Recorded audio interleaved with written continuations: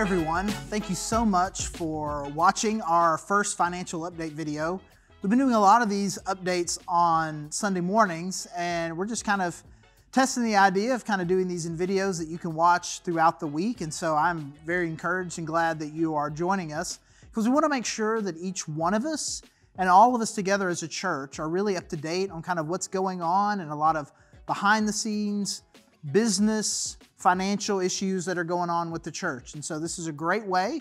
We're trying to do these every month, and this will just be a great way to stay informed about what's going on at the Grove from an administrative business perspective. So we started our new budget year July 1st, and we ended the previous one in June 30th. And our goal was $16,000 a week, which we came short of at just over 15. Which can be a little discouraging, but it was also, in fact, the best fiscal year we've had as far as total donations received. And so we are encouraged by that, but it also shows that we've got some ways to go. And for this year's budget that started July 1st, we've actually increased it from 16 to 17.5, which you may think, why, when we didn't hit the last one, would we increase it that much? Well, one, inflation is real. And so not only for our salaries, but just all of our expenses, inflation is a real thing. Secondly, we increased it because, as hopefully most of you, if not all of you know, we are in a situation now where we're kind of going to be asked to leave this building at the end of our lease, which is going to be in about 6 years. The new owner has different ideas about it and is wanting to move us to something else. And so we're going to have to figure something else out, which could include owning our own place. And as such, we need to push the limits of our current budget. And so this is kind of it's a bit of a stretch goal, if you will. And so built into that budget actually is a significant amount of savings for our building fund. And so we have some flex in there if there were a problem and we aren't able to hit that number. But I think it is an important challenge, an important goal for us to have to kind of think, hey, these are some of the steps that we need to take.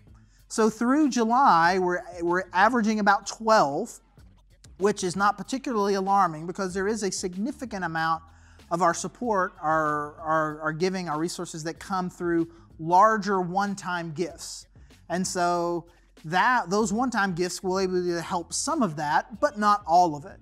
And so ultimately, my challenge and thought for you is to really consider and think about your involvement at the Grove and really investing in what God is calling us to do in the long term. We want to think more and beyond just kind of the day-to-day operations or month-to-month, but just the global and long-term impact that our church can have. And in order for us to do that, it is going to take a next level of commitment from us financially. And so if you have not taken a step yet to kind of get on board with us financially, I would encourage you to take that first step. You can go to thegrovechurch.org/give, set up a one-time gift or a recurring gift. And I really encourage you to make a recurring gift, to attach your giving to the rate at which, the time we get paid. I get paid monthly, I give monthly. And to just kind of take that first step. And if you've taken a first step, I encourage you to take that next step. We really need to move more and more towards, consistent, regular givers, and really making tithing a priority in our church, but ultimately in our personal lives. And you'll hear this. We'll do another financial seminar series coming this fall, and you'll get to hear us talk about the what's and whys of that, why it's important for you, but also why it's important for our church, and ultimately why it's important for what God is trying to do around the world. And so I would encourage you for what feels like to you, to take a stretch faith step in your financial investment in the Grove.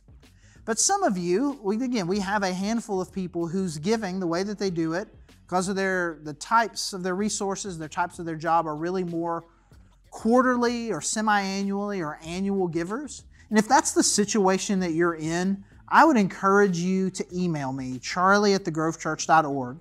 And I would like to meet with you one-on-one and just talk a little bit about that. Because one, it helps us to know, to be able to plan for these gifts.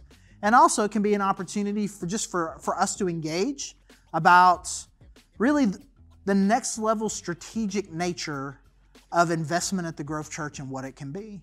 Maybe even if you're not, even if me talking like that, of just kind of the strategic nature of investment in the Grove, if that's the kind of language and thought process that's really appealing to you, I would love to talk to you more about it.